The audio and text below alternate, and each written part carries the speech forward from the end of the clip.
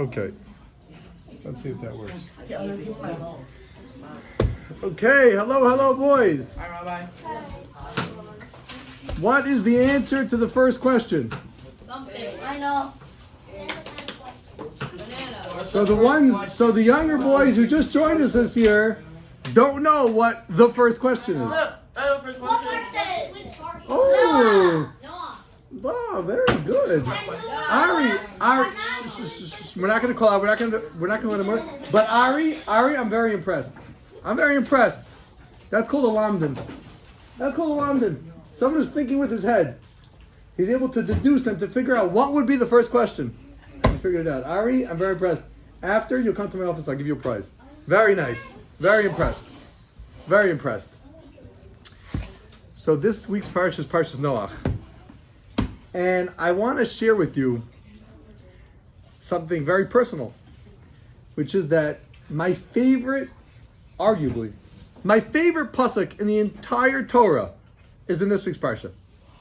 My favorite pasuk in the entire Torah, arguably. And that is the very first pasuk of the Torah. I mean, the very first pasuk of Parshas Noach. There is so much in the very first pasuk of Parshas Noach. You could probably learn the first pasuk of Parshas Noach. You could probably learn it for a good few weeks straight. Just that one pasuk. Eila told us Noach is tzaddik tamim haya b'dorosav es ha'elokim es halach Noach. There is so much in that one pasuk, and it's an eye opener. Not all the psukim in the Torah do the Mefarshim, do the commentary, Rashi, the Ramban, the Sforno. Not all the psukim in the Torah do they bring out all of the depth that there is in every word of the Torah. But it's an eye opener from this one pasuk in the Torah, just how much depth there is in the Torah, and how much there is to learn, and how much there is to know. Famously, if you guys have heard the story about Rabbi Akiva, right? Rabbi Akiva. So do you know what's one of the best stories about Rabbi Akiva? You know the story of Rabbi Akiva where Hashem showed Moshe the Beis Medrash, the classroom of Rabbi Akiva. Did anyone hear that story? Yeah. No. It's an amazing story. Hashem showed Moshe the classroom of Rabbi Akiva. Hashem showed Moshe the classroom of Rabbi Akiva. In fact, Hashem allowed Moshe to sit in the classroom of Rabbi Akiva to hear what's Rabbi Akiva teaching.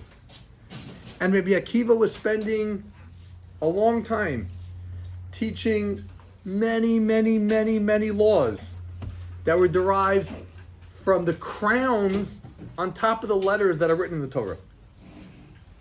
He was able to get so much insight from even the way that the letters in the Torah are written. It's amazing how much depth there is in the Torah. And in this very first pasuk of Parshas Noach, it says that Noach, he was tamim haya bidorosav. He was wholesome. He was complete in his generation. What does that mean, in his generation? Was he righteous or was he not righteous? What does it have to do with the generation that he was in? Good question. Daniel Chaimov. Good question. Right? What do you mean in his generation? Is he righteous or is he not righteous? Right? He was righteous in his generation. What does it mean, in his generation? So everybody asks this question. Pretty much. Many, when you say everybody, you just mean a lot of people. Okay? So many Mefarshim ask this question. They're bothered by this question. The Torah is very exact. The Torah doesn't have an extra word. Right? You know, I was looking with my son. My son is a big Brooklyn Dodgers fan. We're not Brooklyn Dodgers, Los Angeles Dodgers. Last night we spent time he wants to make a poster in his room with all of the accomplishments of the Dodgers, so we went back to the Brooklyn Dodgers. And the Brooklyn Dodgers actually had interesting names back in the day. They were at one point called the Brooklyn Superbas. Ever heard of that? The Brooklyn Bridegrooms. That was an interesting name. Anyway, they had very interesting names. So we were looking back in the day, and we were looking to be able to, he wanted all the stats of the best players. And so we were looking at stats. It's amazing. They have stats. They have full stats. ERAs, runs, batting average, like everything from back in like 1890. It's really amazing. So we were looking back there. And you see everyone has like 2 home runs, 3 home runs, 4 home runs, 2 home runs, 6 home runs. And all of a sudden we come across Babe Ruth. 59 home runs. Whoa. Whoa. Babe Ruth, 59 home runs. Okay, everyone else is getting 2 and 3 homers. Babe Ruth hit it out of the park 59 times one season. Not when everyone's hitting it out of the park 59 times. It was when no one hit it out of the park 59 times. So if someone were to say, Babe Ruth, he was a great home run hitter in his generations, what would that mean? In his time, he was a great home run hitter. What would that mean, Ari? It would mean like he was in his generation. So like in this generation, there's a bunch of people that can hit it a home run 59 times too. But in his generation, he was like one of the only ones that can hit. So if it says Very good. Very good. I'm going to stop you right there. Excellent, Ari. That's one of the ways that they explain it. One of the ways that they explain it was maybe Noach wasn't the greatest tzaddik of all time, but in his times there were a lot of evil, wicked people. What happened during the times of Noach? Does anybody know what happened during the times of Noach? We have to go to somebody else. I can't keep going back to you. Did something happen during the times of Noach? Does anybody know, Aaron, what happened in the times of Noach? He was building to save Africa. Teva. Teva. And what happened why was he building a Teva? I'm pretty sure because Hashem told him to, and there was going to be like a big flood. Very good. And there was a flood. And what did the flood do? The flood killed a lot of people. It destroyed the whole world. Yeah. It just destroyed the whole world. The entire world. Because everybody was evil and wicked. And Hashem said, we have to hit the reset button. You know, like when you're playing a video game and you get to a really difficult level and you're like, okay, let's reset. Let's try to get try to get to this level with more lives and like with more extra lives and like with more firepower or whatever it is, right? Okay. Back in the day when I was a kid, the big game was Red Alert, Command and Conquer. I don't know if everybody remembers. It was a big game, Red Alert, Command and Conquer, and it was one of these like territorial conquest games. And it was like whenever you got into a difficult spot, there was a cheat code. So it was like so Command and Conquer was like back in the day. I don't remember exactly what the technology was, but there was a cheat code that you could get like a really, really big sports car that had a bazooka. And then you would just drive around the screen really, really fast, blowing everyone up. So like if you got into like a really bad spot in the game, it was like, okay, cheat code time. Okay? So that's what Hashem did, right? Hashem's like, world's not going the right way. Okay, reset, Control, Alt, Delete. Let's restart the computer, reset the world. Except for Noach and his family. They were righteous. So one way that you can understand is like Ari just said, is that 59 home runs, other people could do it too. But back in the day when everyone was hitting 2 and 3 home runs, then 59 home runs was amazing. Any baseball fans here? Anybody a baseball fan? Mendel. Anybody a baseball fan? Mendel, you a baseball fan? No. Mendel, can everyone hit 59 home runs? Not a lot of people. Not a lot of people. With much better balls, much better bats. 59 home runs has almost never happened in baseball history. Almost never happened. Okay, there's a handful of people that have hit 59 home runs. Much less 60, which he did a couple years later. Okay? So if somebody were to say, Babe Ruth, 59 home runs, he was a great home run hitter. In his times, he was a great home run hitter. In his times. What would the person be saying? You know, for example, there was a guy on the Brooklyn Superbas, okay? His name was Zach Wheat. Okay, Zach Wheat. That was his name. I didn't name him that, but that's his name, Zach Wheat. Zach Wheat hit 11 home runs almost every year. Now, 11 home runs, when everyone else is hitting 2 and 3 home runs, wow, that's a home run hitter in his generation. Mendel, 11 homers, is there anything special? No. 11 home runs is nothing special, okay? Nowadays, nothing special. But back in 1896, 11 home runs was something special. But what about Babe Ruth? Babe Ruth, he was a great home run hitter in his times. Everyone else was hitting 2 and 3 home runs. He hit 59. He was a great home run hitter in his times. What would I be trying to convey when I say that? What would I be trying to tell you, Daniel? Like that it was good like back then, but it's not really good now. Okay, so that's like what Ari said. It was good back in the day, but nowadays it wouldn't be so great. So that might be acceptable for Zach Wheat, right? Zach Wheat hit 11 home runs. Okay, so you say he's a great home run hitter back in the day, but nowadays it's not so great. But what about Babe Ruth? 59 home runs, that doesn't happen. What about him? If I said Babe Ruth was a great home run hitter in his times, what would I be trying to tell you? Hey, Tamar. There's better people today. When you say in his time, that means that someone surpassed him. Right. Okay. But I'm saying, but no one has really surpassed him. Certainly not in 148 games or whatever it is that they played back then. So what would I be telling you? So you know what the Sforno says? And you know what it was saying about Noach? Same thing that we would be saying about Babe Ruth. Imagine, what is it to hit 59 home runs? Mendel, what is it to hit 59 home runs today? Is that like amazing? The guy would be paid like $100 million a year? Yeah. Right? Now imagine, everyone can only hit 2 and 3 home runs. And he hits 59 home runs. Is that an amazing accomplishment? Yeah. It's even more amazing from the fact that everyone only hit 2 and 3. In fact, I was looking for a book. My son wanted a book about Dodgers history. So I was looking for baseball history books. Somebody wrote a book. He analyzed all of Babe Ruth's hits and home runs.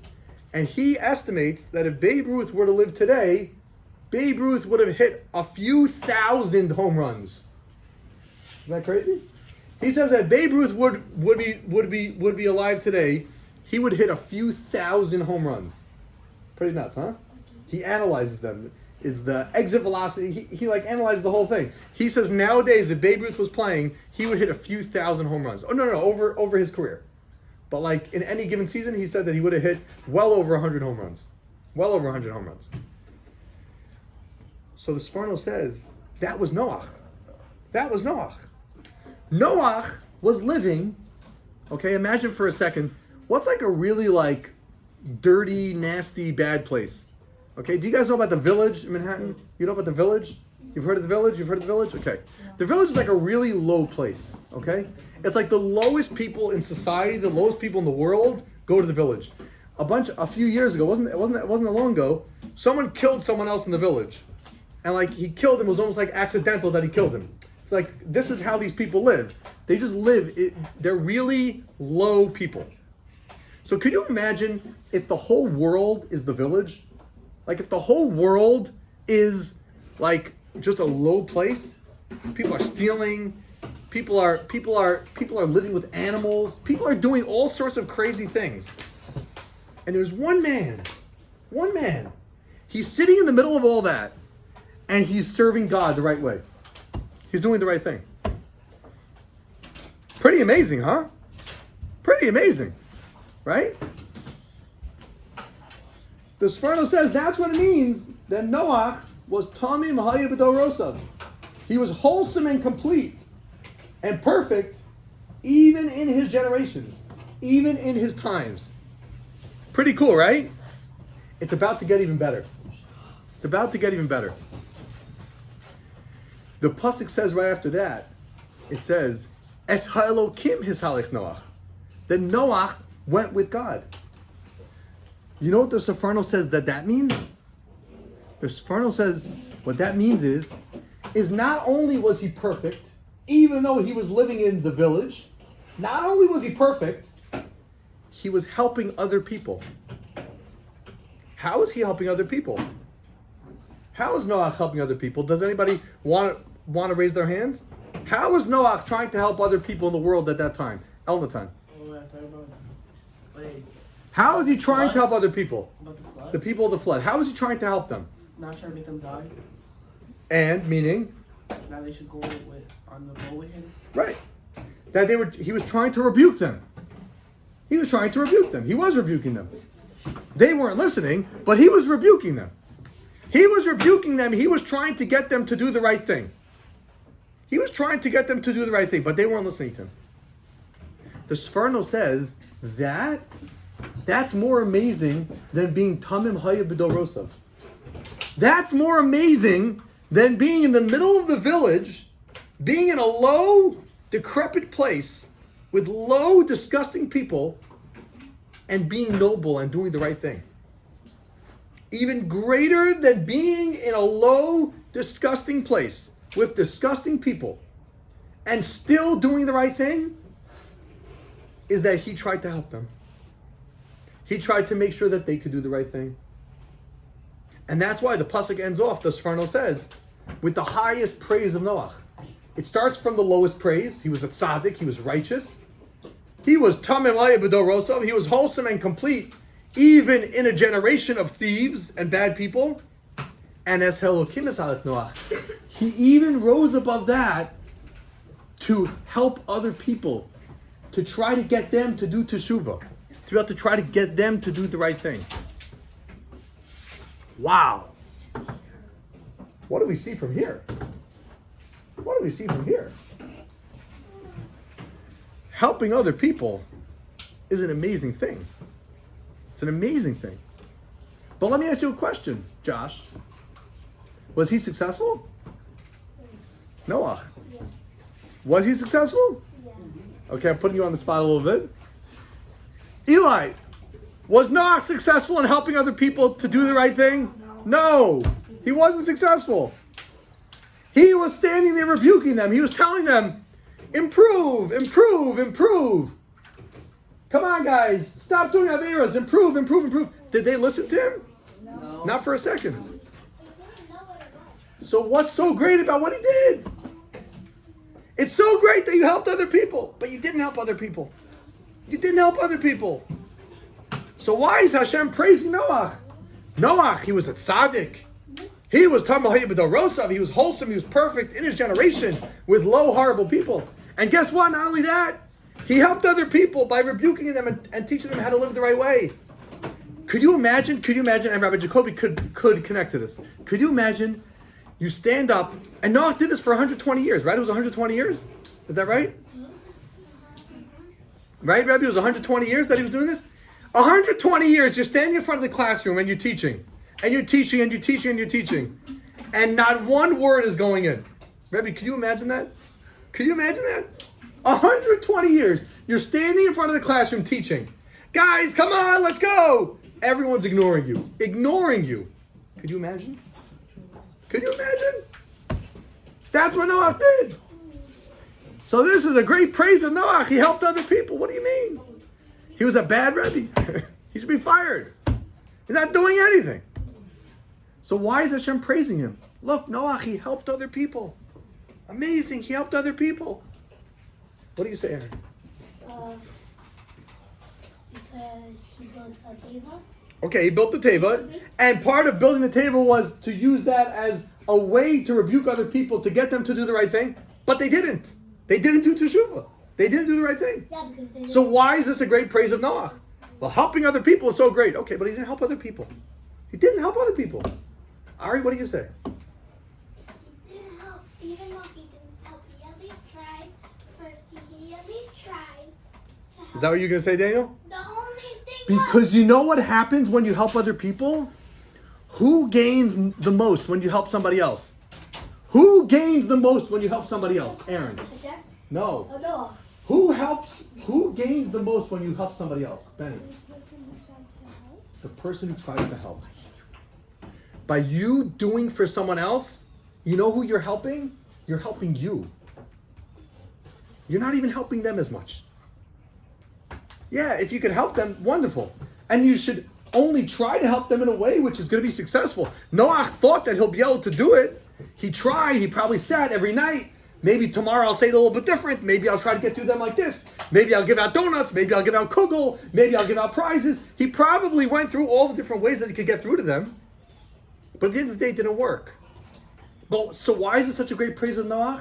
It's such a great praise of Noach because he was someone who for 120 years, he was helping other people. They weren't being helped, but he was helping them. And when you do good, who gains the most? Not the people you do good for. You gain the most. And this is such an important lesson that you boys have to really take to heart with regards to everything. When you lose your temper and get upset at someone, who gets hurt? They might get hurt, or they might not. But I can guarantee you who gets hurt. You get hurt, because you lost your temper. When you do something wrong, who is it a problem for? For you or for the person that you wronged? Much more for you. I was in a previous school, and I was in charge of lunch and breakfast. And one day the kids were a little bit rowdy, and I had the whole place quiet. It was a room of about 200 teenage boys, or preteen boys, 6th, 7th, and 8th grade boys, okay? I had a room about 200 of them, all quiet. One kid screams from the back something that I'm not going to repeat. It was not too nice about me. Afterwards, the principal brought him over to me to apologize. And you know what I told the boy? I said, I don't care about what you said. You think it embarrassed me? It doesn't embarrass me. You're a group of 6th, 7th, 8th grade boys. I was ready after 30. I have friends. I have a yeshiva. I have a family. It doesn't embarrass me. I don't care. You know who you embarrassed? You embarrassed yourself. And that's the most important lesson that you have to think about acting the right way and doing the right thing. You're not hurting somebody else. You might also hurt somebody else, but that's not so important. The more important thing is when you don't act the right way, you're hurting yourself. And on the flip side, you could spend 120 years helping somebody else and you helped nobody because nobody was helped. But who did you help? You helped yourself. So much so that God writes about you in the Torah, Eser Elokim Esalech Noach. Noach so perfected himself, he became such a great person that Hashem said, he's now walking with God. He's walking with God. That's how great he became. From doing what? From trying to help other people. Not even helping them, but trying to help them. But he so perfected himself. He so grew from that, he became godlike. He became like God. And that's what we have to think about. When we speak the wrong way, when we get angry, when we act the wrong way, when we don't do what we're supposed to, when we don't listen to our rabbi, when we don't listen to our teacher, who are we hurting? Ourselves. We're hurting ourselves. You think we have rules in the school because we had nothing better to do? So we came to a school, we gathered kids inside and we just wanted to torture them and put rules on them? No, we have much better things to do, believe me. The reason why we do it is because rules and following the rules that we set down and acting the right way is how you grow. That's how you develop. And of course, we have to focus on the positive. When we do the right thing, when we are thoughtful about somebody else, when we do help somebody else, when we even try to help somebody else, the biggest beneficiaries, the biggest winners are you yourself.